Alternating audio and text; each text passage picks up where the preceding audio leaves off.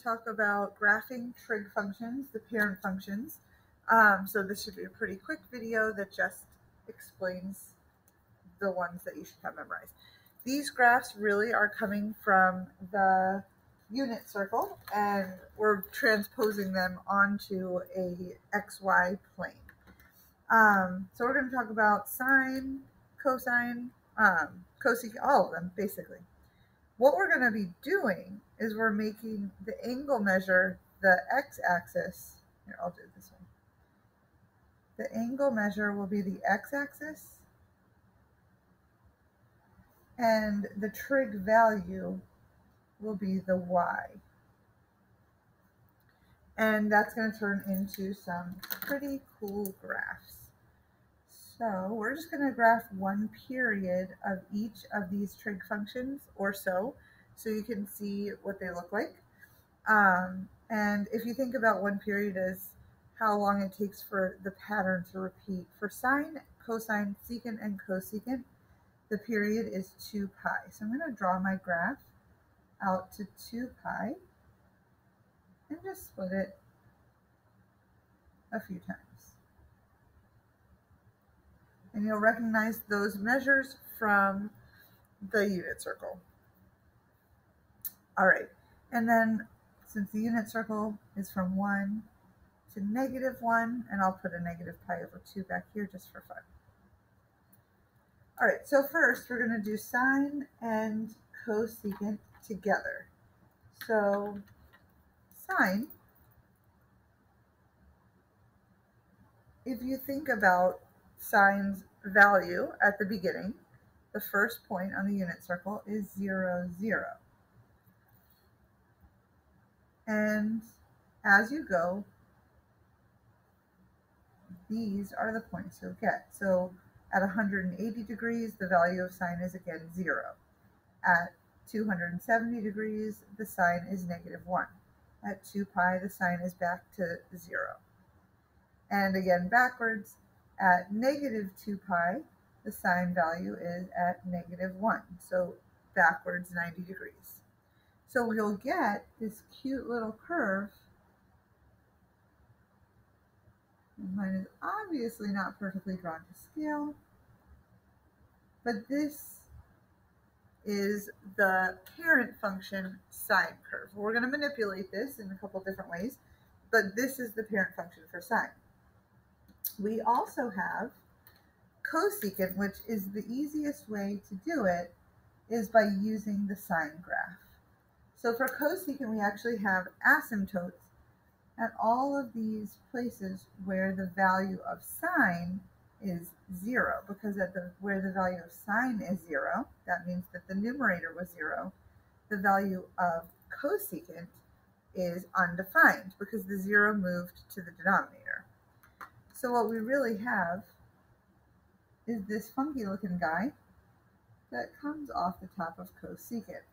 And whenever you graph cosecant, it's easiest to just graph sine and then make your graph off of that. So there are the parent functions of sine and cosecant. They each have a period, or their cycle repeats, in 2 pi. That's one cycle.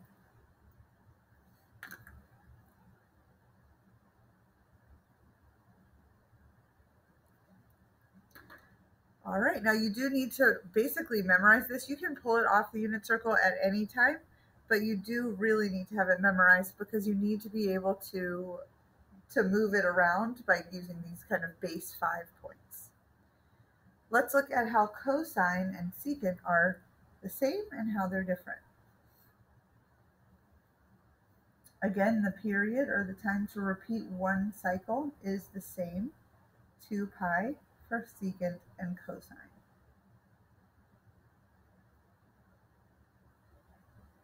And what's called the amplitude in the base function is 1.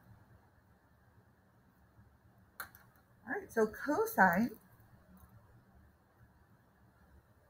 actually looks a lot like sine, but when we're starting at 0 degrees for an angle, the cosine value is 1. So we're starting up there. At 90 degrees, cosine is 0.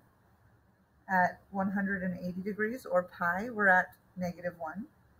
Back up to 0 for 270, and back up to 1 once we finish one cycle. And this would continue this way. So cosine almost looks exactly like sine.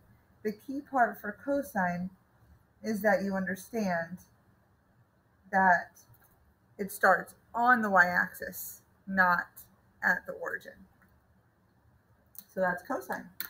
Again, it has a period of 2 pi. So you can see it repeats one cycle over the course of 2 pi in the parent function.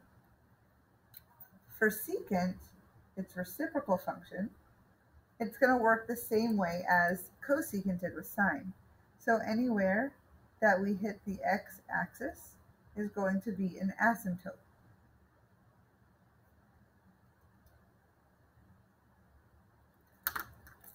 And then we're going to have our cosecant function just touching it at the one point of every lump. And that's what secant looks like. So almost the same, just slightly shifted over. All right, now let's look at tangent and cotangent.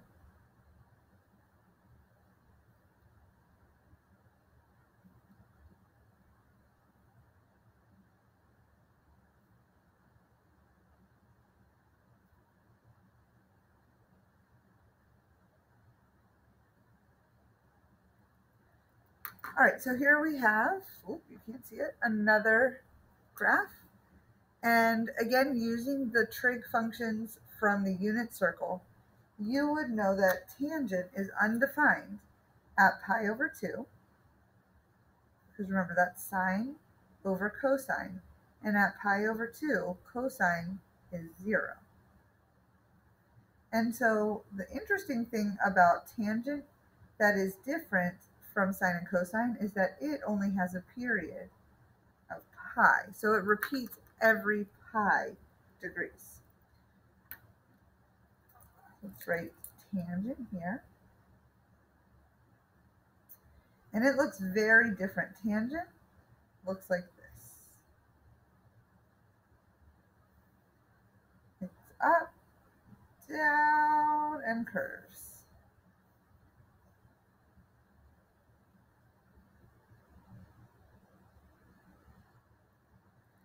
That is what tangent looks like. Cotangent, we can draw on the same graph, but it's kind of weird. I'm going to try to draw it on the same graph, but you may want to draw it separately. Cotangent is basically, it looks like a backwards tangent, but the x-intercepts change and the asymptotes change. So the cotangent asymptotes still has a period of pi, but it starts here. So cotangent looks like that. It's the same thing, it's just the asymptote shifts, and then it flips over backwards. So that might be hard and confusing to see on one graph, but hopefully you can see it. Again, the period of tangent is only pi to repeat one cycle. All right, those are the parent functions. Let's talk about manipulation.